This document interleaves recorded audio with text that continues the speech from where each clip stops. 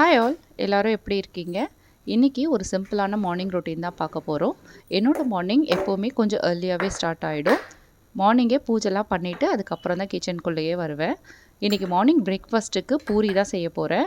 Kids வந்து பூரி செய்கிற அன்னைக்கு லஞ்சுக்குமே அதையே எடுத்துகிட்டு போயிடுவாங்க. ஸோ அதனால் ஸ்கூல் லஞ்ச் பாக்ஸ்க்கும் சேர்த்தே செய்யணும்.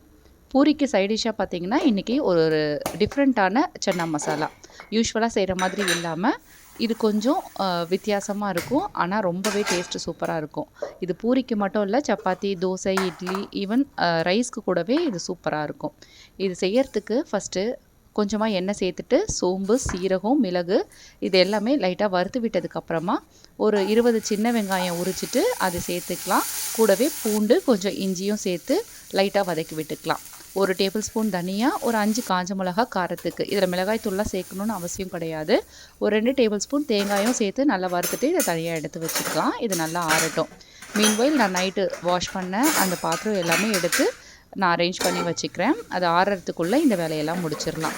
சைட் பை சைட் நம்ம பாத்திரமும் கழுவி வச்சிட்டோன்னா கிச்சன் வந்து ரொம்பவே நீட்டாக இருக்கும்.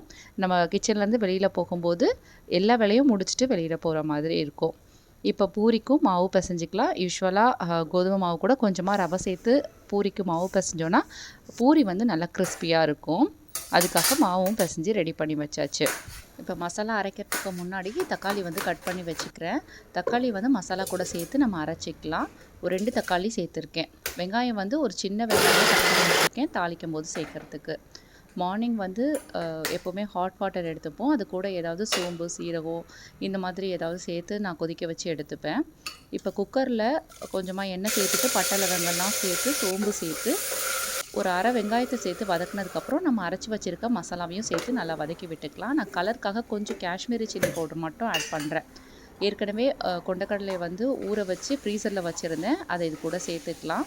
நல்லா இதெல்லாமே வதக்கி விட்டதுக்கப்புறமா தேவையான அளவு தண்ணி சேர்த்து அண்ட் உப்பும் சேர்த்துக்கலாம்.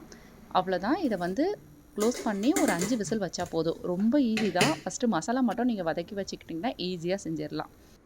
குக்கரில் விசில் வர்றதுக்குள்ளே நான் கவுண்டர் டாப்போ லைட்டாக வைப் பண்ணி விட்டுட்டு பூரிக்கும் தேய்ச்சி வச்சிடுறேன். குக்கரில் எதுவும் விசில் வரலை, அதனால் வேறு குக்கர் வந்து நான் மாற்றிட்டேன். அதுக்கப்புறம் விசில் வந்து ப்ரெஷரும் ரிலீஸ் ஆகிடுச்சு. நல்லா சூப்பரான சுண்டல் குழம்பு ரெடி ஆகிடுச்சு. பிரேக்ஃபாஸ்ட்டுக்கும் லஞ்சுக்கும் சேர்த்து பூரியும் போட்டு எடுத்துட்டோன்னா சூப்பராக இன்றைக்கி கிச்சன் ஒர்க் முடிஞ்சுது. லஞ்சுக்கு நான் ரைஸ் வச்சுட்டு இதே சுண்டல் குழம்போடவே லஞ்ச் எடுத்துப்பேன்.